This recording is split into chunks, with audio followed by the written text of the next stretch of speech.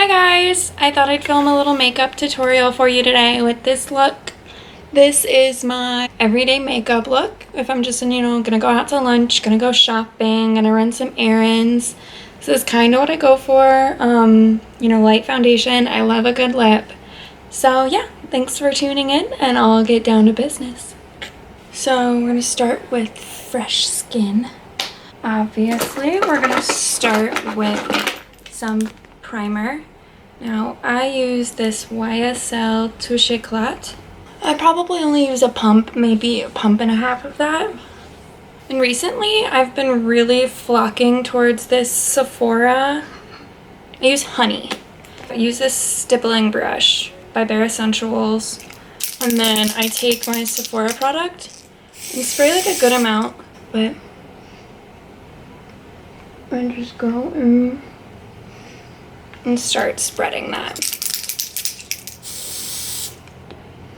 Now, with this airbrush makeup, you can just spray it on your face, but it's a lot heavier of a look, and it'll cover your eyebrows and your eyelashes. So that's just the first layer. Then I'm gonna take some down onto my neck. So I have spots like here through here that I would like a little bit more coverage on. So I'm just gonna do a little bit more foundation. And for my under eye concealer, I use this L'Oreal Lift, and it's what shade is it? Shade medium. I use a lighter one than my skin tone just for like highlighting purposes, but it's got this metal little roller ball. I don't know if you can tell, and that's really good to calm like under eye puffiness. I've got really bad circles under my eyes. It's just genetics. I know they're not going away, and I just do it through my T-zone, all the highlighting areas. I've been leaning more towards my beauty blender, and I actually have the Sephora brand beauty blender, and it's really nice. Like, it's this exact same consistency, and it was like half the price of a beauty blender.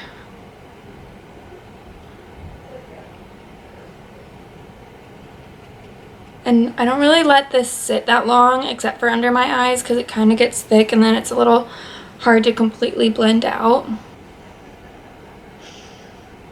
I use Benefit Ka-Brow in 4, and it's like this, what do they say? Cream gel brow. It comes in this little pot, and the lid separates into a brush. Like, it's a really, really nice packaging. I love it because of the packaging, and it's pretty dark. It's not quite a pomade, like it won't shape your brows for you. Well, it won't keep them in place, I mean. So that's with one side done. It's like really natural looking product, really easy to control, and like if you mess up at all, it'll come off quickly. I definitely have sister brows. They will never be twins. Recently, I've also been considering microblading because there's such a big space in between my brows, and I hate it. I absolutely hate that. Like, you can't do anything about it, like, unless you get it cosmetically enhanced, which is annoying because I don't want to do that. My hair is also like super not cute today. Okay, next I take my Too Faced Chocolate Soleil bronzer, and I use this little dense oval brush from Amazon. I'll link it below.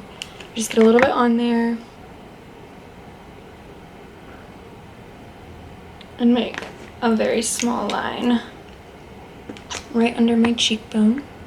And I use this. I have Makeup Forever brush. It's just double-ended. It's blush and contour, and I don't really know what number it is. Recently, I've been really loving this Laura Mercier Ritual Baked Blush and Bronze. It is seriously gorgeous.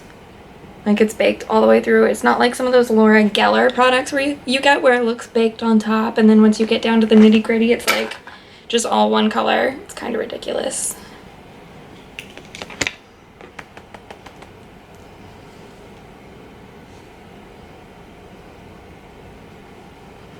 And this is like a really nice blushed bronze. Like,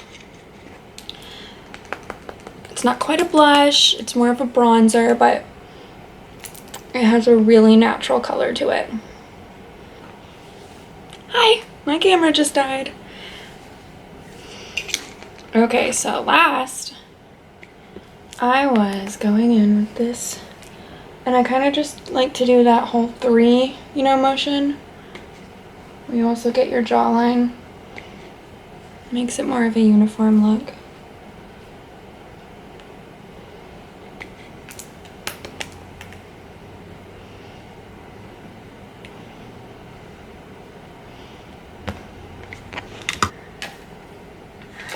And I swear by this e.l.f. high definition powder. Focus. But it's like $6 and it comes in a really big canister. I wish I could tell you how many ounces it is because it's not on the label here anymore. And it's just like a white translucent powder, and it gives you an airbrush finish, like straight up. And I just put that all through the center of my face. In my T-zone, set my under eye concealer with it. And I have really large pores, like, zoom in for you. And they look so much more diminished when I use this translucent setting powder.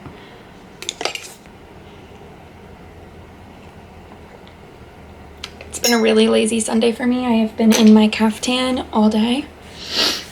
Let's see. And before we start the eyes, I use this apricot blush. It's probably unsanitary as hell. I've had this product for 5 years. I used to work at an organic makeup store, and I don't remember the branding. Like, all of the information has come off, but it's a great color, and I've never been able to find another like it. It's called Apricot. It's like, this is what the lid looks like. It's a really dark, I don't know, reddish, almost pink.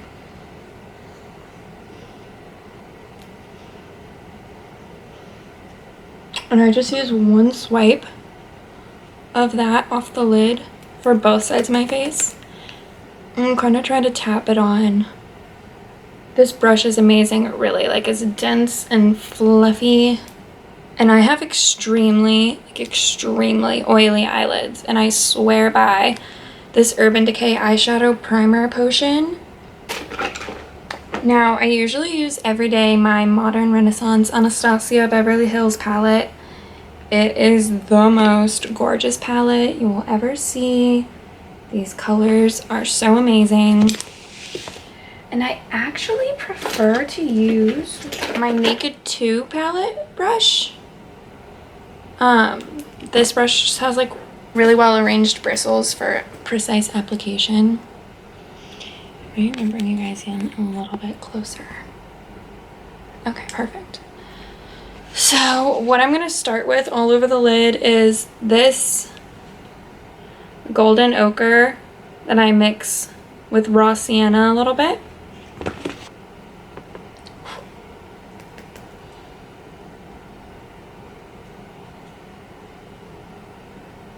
And this is like a really neutral skin toned eyeshadow. I think next I'll just do this like Real Gar, this orange in the corner. And these are really buildable. Like, you definitely don't pile it on the brush first time. Just have patience and build with it a little bit. Like, if you all have makeup tips for me, like, I am no expert, please share them. I'm just kind of taking some of that orange underneath my eye. Now I have this little guy. This is from ColourPop, and it's a lot more yellowy in real life than it looks there, but it's called Running Late. And it's just like an orangey yellow tone. I'm really into these colors for spring. You guys see this? Like, it's discoloration on it, but I get it on both sides of my face. Like right here, I also get it. So if any of you like know what that's from, please let me know, because I would like it to be gone. Next, I'm gonna come in with this, which was it? Red Ochre. Here it's a reddish orange. It's not as bright pink as the other colors are, but. So I'm just gonna go back to this Running Late color by ColourPop and get it on my fluffy Anastasia brush, blending, and just go through and blend all of this. To set all that, I use my Urban Decay De-Slick makeup setting spray because I have oily skin. I use the one for oily skin. Gray lid. And 2 spritzes is enough for that product. Recently, I've been really into brown lip colors, so this is the Tarteist, Tarteist lip paint in color Fortune. When you're overlining your lips, it's always makes a good tip to start at your natural lip line down here, and then as you apply and you get more towards the top, you can like take it a little bit further outside your natural lip line and make it really rounded in the center. And that's a good rule when you want to overline your lips but still want them to look natural. And this is my finished look.